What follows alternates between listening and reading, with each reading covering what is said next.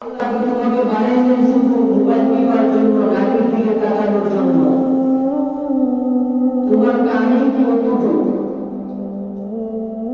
ও মানুষ, তুমি তো কবরে জায়গা বান্দা, তুমি চিন্তা করো না তোমার আগের রাত আছে, তোমার মৃত্যু হবে, তুমি একবার ধারণা করো না।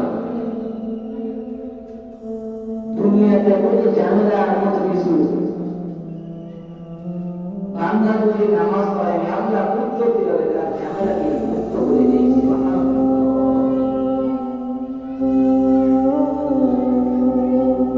জাহান্নামের বয়ান, জান্নাতের বয়ান, সব সময় আমি সবসময় জান্নাত জাহান্নামের আলোচনা করে যাই। সামনে কোরবানি আসতেছে, ওই মানুষ রোজা থেকে ওই কোরবানি পর্যন্ত তুমি কত পরিমাণ আমল করেছে।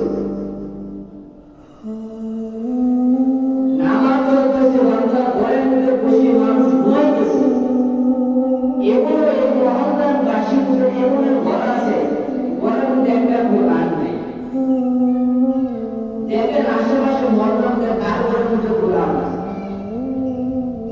কিন্তু আপনি একটা বিষয় খেয়াল করে দেখেন, এই ঘরের মধ্যে 30,000 টাকার টিভি আছে, 10-20,000 টাকার কার্ড আছে, দামি কার্ডের মধ্যে ঘুমায়, সোফার মধ্যে বসে থাকে, বড় বড় ফোন চালায়, বড় টিভি আছে, কত কিছু আছে, এসি আছে। কিন্তু ওই বাংলা ঘরের মধ্যে 200-250-300 টাকার কোরআনটা মানুষের ঘরের মধ্যে নেই।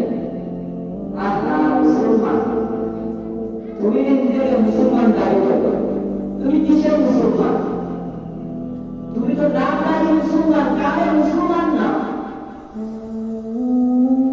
নামের মুসলমান, কামের মুসলমান না। তুমি শুধু নামের মুসলমান। এই দুনিয়ায়